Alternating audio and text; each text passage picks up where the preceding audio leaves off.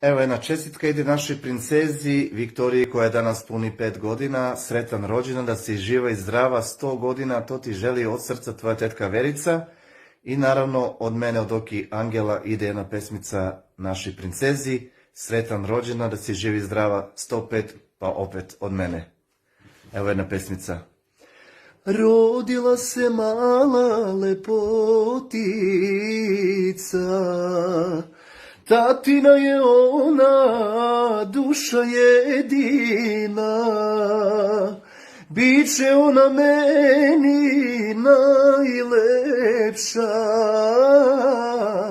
Pitaće se svako, čija je ta lepotica, biće ona meni najlepša.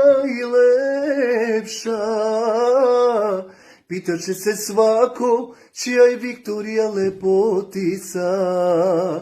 Tatine su oči, mamine usnice, ti si naše prvo čedo, moja golubice. Da nam bude zdrava, živa i vesela, to ti tata želi i mama od srca.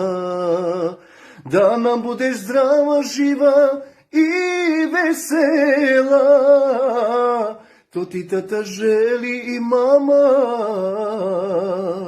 od srca. Sretan rođendan, Viktorija.